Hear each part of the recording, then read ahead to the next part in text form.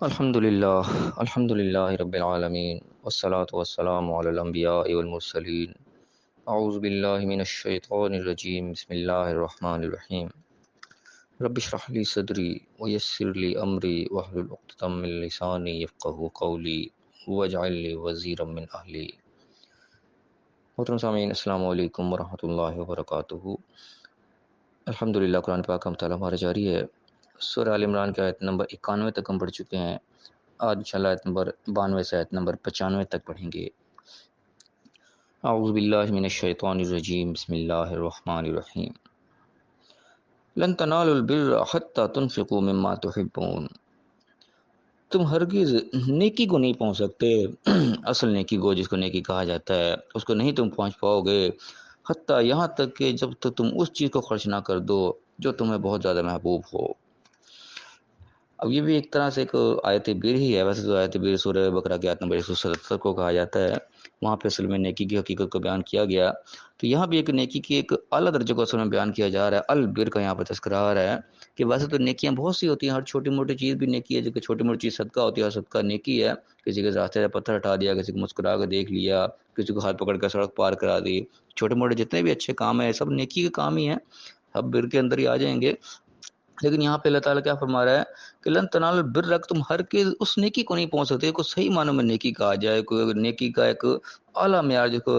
نیکیوں کی یعنی کہ پوزیشن ہے، نیکی کی ٹاپ پوزیشن پہ نہیں تم پہنچ سکتے۔ نیکی کے مقابلے میں تم A+ گریڈ سمجھو، اس وقت تک نہیں حاصل کر سکتے جب تک تم اپنے محبوب چیز کو جو تمہیں پسند ہے، اپنے لیے تم نے رکھی ہوئی سنبھال کے، اس چیز کو تم اللہ کی راہ میں خرچ نہ کر دو۔ جب تک یہ جذبہ اپنے اندر پیدا نہیں ہوگا، اس وقت تک تم اس نیکی کی حقیقت کو نہیں پہنچ سکتے، اس میں تم ٹاپ پوزیشن پر نہیں آ سکتے۔ چھوٹی موٹی نیکیاں تھی کہ تم اکٹھی کرتے رہو، لیکن جس نیکی کو اللہ تعالیٰ جو تم سے ڈیمانڈ کرتا ہے قسم کی، جو کہ اللہ کی نظر میں واقعی نیکی شمار ہو، ہاں واقعی اس نے وہ کام کیا ہے، ایک یعنی کہ قابل تعریف جس کو نیکی کہا جائے،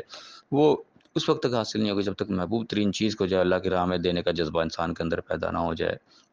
اور اس جذبے کا اظہار یعنی کہ صحابہ کرام نے بہت اعلیٰ معیار پہ کر کے دکھایا کہ کسی کے ذریعے سے انہوں نے اپنا مال اللہ کی راہ میں خرچ کیا اور کس طریقے سے قربانیاں انہوں نے پیش کیں۔ خاص طور پہ اس کی مثال ملتی ہے تاریخ کے اندر، جب مہاجرین وہاں سے ہو کے آئے، مکے سے ہجرت کر کے آئے، تو یہاں کے انصار نے کس طریقے سے ان کی مدد کی، یعنی کہ انتہا کر دی کہ اتنا مال سارا کا سارا آدھا آدھا دے دیا، جتنا بھی مال تھا۔ انسان کو ظاہر ہے مال سے محبت ہوتی ہے، آدھا مال پیش کر دیا، ٹھیک ہے یہ آدھا تمہارا ہے۔ مال سے انسان کو ساری محبت ہوتی ہے کہ انسان ایک کسی کو پائی دینے کا روادار نہیں ہوتا کہ سارا میرے محنت سے کمایا میں کیوں دوں، لیکن اس کے اندر انہوں نے دے دیا۔ اور اس کی انتہا یہاں تک یعنی کہ تاریخ میں بتائی جاتی ہے کہ کسی شخص کی اگر 2 بیویاں تھیں، اس نے ایک بیوی کا بھی اس نے آفر دے دی کہ ٹھیک ہے تم ایک بیوی چاہیے تو وہ بھی تم لے سکتے ہو، جس کو تم کہو گے میں اس کو چھوڑ دوں گا، تم اسے نکاح کر لینا۔ اب اس میں یعنی کہ یہ نہ کسی کے خیال میں آ جائے تھی کہ بھائی جس نے اپنا مال پیش کیا تھا پتہ نہیں اپنی بیویاں ہی پیش کر دی، لو جی یہ بھی لے لو، کوئی بے پردگی کا عنصر نہ ہو اس میں۔ یعنی کہ ہم اس چیز کو ہم تصور کریں گے، وہاں سے جب لوگ آئے تھے اپنا ہر چیز وہ چھوڑ کے آئے تھے، ہجرت کر کے، اپنے گھر بار، اپنا کاروبار، ماں باپ، گھر بار سب کچھ کیا کچھ چھوڑ کے آنا پڑا۔ یعنی کہ ایک شوہر اگر مسلمان ہو گیا، اس نے اسلام قبول کر لیا، اس کی بیوی اس کے ساتھ نہ آئی، ایسا بھی ظاہر واقعات ہوئے ہوں گے، اس نے نہیں اسلام قبول کیا، وہ اپنے وہاں پہ صحیح تھی، اچھی کی، میں کیوں جاؤں، تم پاگل ہو گئے تو میں تو نہیں جاؤں گی، اس نے چھوڑ دیا اپنے کو، شوہر اس کا چھوڑ کے چلا آیا، اپنی بیوی کو بھی ٹھیک ہے میں تو اپنے آخرت کے سنواروں گا، دنیا کو میں چھوڑ چکا، اور ان بیوی بھی چھوڑ کے آؤ گا۔ ایسے بھی لوگ ظاہر کہیں ہوں گے، تو ان کی ہر طرح سے یعنی کہ مدد کی، جو چیز وہاں پہ وہ چھوڑ کے آئے ان کو پوری یہاں پہ آفر دی گئی کہ تم نے اسلام کے لیے اتنی قربانی پیش کی ہیں، جو کچھ ہم سے ہوگا ہم تمہیں دے سکیں گے۔ یعنی کہ ایک بیوی کے شخص کی 2 بیویاں، ایک زیادہ عمر کی ہوگی، کوئی کم عمر کی ہوگی، ایک بچوں والی ہوگی، کوئی بغیر بچوں کی ہوگی، اس نے آفر کر دی کہ ٹھیک ہے میرے پاس 2 بیویاں، ایک بڑی عمر کی ایک چھوٹی عمر کی ہے، ایک بچوں والی ایک بغیر بچوں والی، کون سی تمہیں چاہیے بولو میں تمہیں وہ دے دیتا ہوں۔ یہ یعنی کہ اس طریقے سے قربانیوں کی انتہا پیش کی گئی وہاں پہ کہ ہر طریقے سے تعاون کیا گیا جو بھی ضرورت مند وہاں پہ آئے۔ تو یہاں پہ یعنی کہ وہ اسی قسم کی چیز کا تذکرہ اور کہ نیکی کے جو اعلیٰ ترین معیار ہے وہ اس وقت انسان پہنچے گا اس کو جب یہ جذبہ اس کے اندر پیدا ہو جائے گا، اپنی محبوب ترین چیز، وہ مال ہو یا بیوی کی شکل میں، یعنی کہ محبوب ترین چیزیں یہ دنیا کی ہوتی ہیں، اس چیز کو انسان جب اللہ کے لیے چھوڑنے کے لیے تیار ہو جائے، وہ ہوگا پھر نیکی کا اعلیٰ ترین درجہ۔ اور یہ یعنی کہ تاریخ گواہ اس چیز کے اوپر کہ صحابہ کرام نے یہ منظر بھی پیش کر کے دکھایا کہ انہوں نے اس اعلیٰ ترین درجے کو پہنچے، اور انہوں نے بہترین سے بہترین چیز بھی جو اللہ کے راہ میں خرچ کی، مال خرچنے پہ آئے تو مال اونٹوں سے بن کے بھرے بھرے لدے لدائے اونٹ اللہ کے راہ میں دے دیے کہ یہ لو یہ اللہ کے لیے ہیں، بغیر کسی لالچ کے، بغیر کسی صرف اور صرف آخرت کے طلب میں کہ ٹھیک ہے ہماری آخرت کی کامیابی، دنیا تو کچھ بھی نہیں ہے تو عارضی ہم نے چھوڑ کے جانا ہی ہے، اصل تیاری ان کی آخرت کی تھی، تو انہوں نے نیکی کے اس پوزیشن کو پہنچے جہاں پہ اللہ تعالیٰ یہاں پہ تذکرہ کر رہا ہے جس چیز کا۔ تو یہاں اللہ فرمایا کہ تم اس نکی کو پہنچ ہی نہیں سکتے جب تک یہ جذبہ اپنے اندر پیدا نہ کرو، جو اپنی محبوب چیز ہے جو اپنے لیے تم نے سنبھال کے رکھی ہوئی وہ تم اللہ کی راہ میں دے دو، اللہ کی راہ سے مراد نہیں کسی اپنے بھائی کو دے دو، کسی ضرورت مند کو دے دو، جو بھی دے دو، اللہ کو ڈائریکٹ کوئی چیز تو نہیں جانی دینی، وہ اللہ کے مخلوق کے اندر ہی ہوگی، تو وہ اس کو یعنی کہ اس کے اندر لالچ کوئی نہ ہو، خالص اللہ کی خاطر تم اس چیز کو قربان کر دو اللہ کی راہ میں، تو وہ ہوگا پھر نیکی کا اعلیٰ درجہ۔ پھر اللہ فرمایا کہ وما تنفقوا من شیء فإن اللہ به علیم، کہ جو بھی تم یہ خرچ کرتے ہو اللہ کے علم میں تو ہے، یعنی کہ اگر اس درجے کو تم نہیں پہنچ سکتے، چھوٹی نیکیاں بھی کر رہے ہو تو یہ نہیں کہ چھوٹی نیکیاں تمہاری ضائع ہو رہی ہیں، وہ بھی اللہ کے علم میں، وہ کوئی ضائع نہیں ہوں گے، بدلہ اس کا ہی ملے گا، لیکن وہی بات ہے کہ جو اے پلس گریڈ ہے، جو ٹاپ پوزیشن کہتے ہیں، وہ اسی صورت حاصل ہوگا جب یہ والا جذبہ تمہارے اندر پیدا ہو جائے محبوب ترین چیز دینے کا۔ اس کو اللہ نے فرمایا کہ کل الطعام کان حلا لبنی اسرائیل، تمام جو کھانے پینے کی چیزیں، موافق چیزیں، طعام جو کہ کھائی جاتی ہیں عام طور پہ، وہ چیزیں بنی اسرائیل کے بھی حلال تھیں، الا ما حرم اسرائیل علی نفسہ، مگر جو اسرائیل نے یعنی کہ یعقوب علیہ السلام نے اپنی ذات کے اوپر کچھ حرام کر لی تھی، کوئی ممنوع کر لی تھیں، من قبل ان تنزل التوراۃ، تورات کے نزول سے پہلے۔ اب یہاں پہ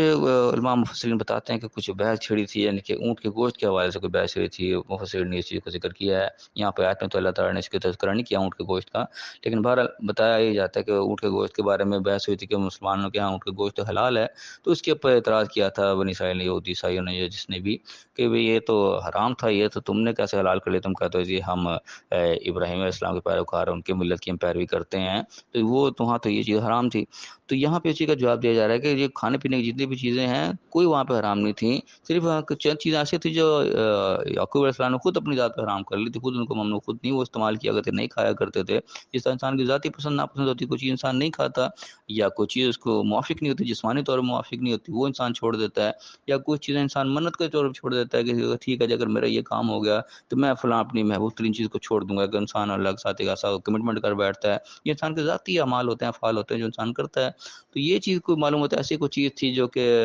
اس یعقوب علیہ السلام نے اپنے ذاتی طور پہ کوئی چیز کو ناپسند کیا، یا جو بھی معاملہ ہوا کہ انہوں نے چیز کو چھوڑا، تو ان کی شاید قوم کے اندر یہ چیز چل پڑی، ان کی محبت میں، یہ ہمارے نبی نہیں کرتے تھے ہم بھی یہ نہیں کریں گے، وہ آہستہ آہستہ چلتے چلتے وہ شاید کوئی حرام کی شکل اختیار کر گیا، اور یہ سمجھنے لگے کہ شاید یہ چیز ہی حرام تھی جو ہمارے نبی نے استعمال کیا کرتے تھے، تو آگے بھی لوگوں نے بھی چھوڑ دی، اس قسم کا یہ معاملہ ہوا جس پہ شاید کوئی اعتراض تھا، واللہ عالم اس کی اصل حقیقت کیا ہے، یہاں پہ اللہ تعالیٰ نے مختصر بات کی ہے، اجمال کے ساتھ ذکر کیا ہے کہ وہ کھانا تمام کھانے پینے کی چیزیں ساری جائز تھیں جو ہم کھائی جا رہے ہیں، ایسے کوئی چیز نہیں تھی جو ان کے حرام کی ہوا بعد میں ایسے حلال ہو گئی، نہیں ایسا کوئی نہیں ہے، بلکہ الٹا کام ہوا ہے، کئی چیزیں پہلے حلال تھی ممنوع تھی، بعد میں وہ چیزیں ممنوع کی گئی، لیکن ایسا کوئی خاص چیز نظر نہیں آتی جو کہ پہلے حلال تھی بعد میں حرام کر دی وہ تھی، یعنی کہ پہلے وہ حرام تھی اور بعد میں حلال کر دی گئی، ایسا نہیں کچھ ہوا۔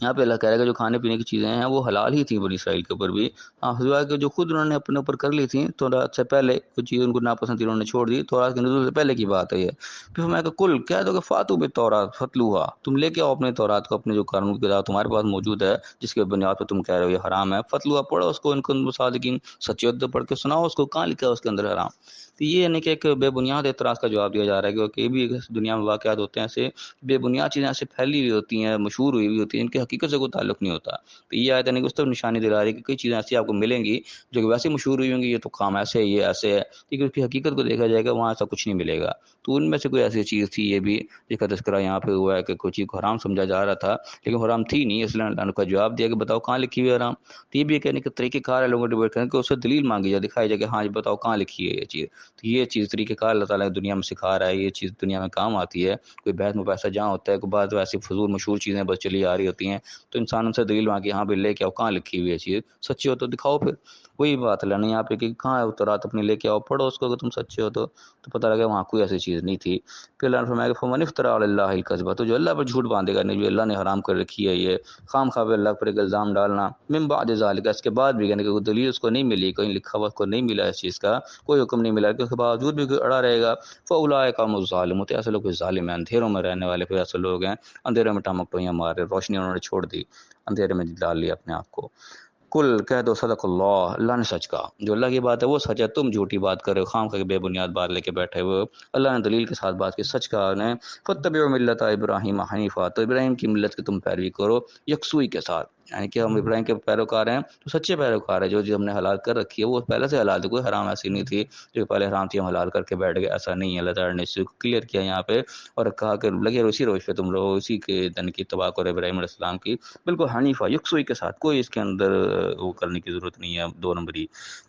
پھر کہ وما کان من المشرکین، اور مشرکین میں سے نہیں تھے، ابراہیم علیہ السلام کے خاصہ یعنی کہ اس بیان کیا ہے قرآن میں جگہ جگہ چیز کو دہرایا گیا ہے، ابراہیم علیہ السلام کے نام کے ساتھ فوراً یہ بتا دیا تھا وما کان المشرکین، وہ مشرکوں میں تھے، شرک سے بالکل پاک تھے، اللہ تعالیٰ نے اس بات کی بار بار گواہی دی قرآن کے اندر کہ ان کے توحید کو اللہ تعالیٰ نے اس کے صد ہائی لائٹ کیا ہے، ان کو پسند کیا ہے کہ جگہ جگہ چیز کو دہرایا جاتا ہے کہ وہ بالکل کسی قسم کی شرک میں ملوث نہیں تھے، وہ بالکل توحید پرست یکسو مسلمان تھے، اللہ کے فرما بردار تھے، تو انہی کی پیروی کرنے کا ہمیں بھی حکم دیا گیا ہے، تو اس آیت میں دوبارہ اس حکم کو دہرایا گیا، بات کو کلیئر کر کے کہ کوئی حرام حلال والا سا والا معاملہ نہیں ہے، وہ چیزیں پہلے بھی حلال تھیں جو حلال ہیں، تو اسی بات کہا کہ تم ابراہیم کی ملت کی ہی پیروی کرو، جس راستے پر وہ چلے تھے اسی کی اتباع تم نے کرنی ہے۔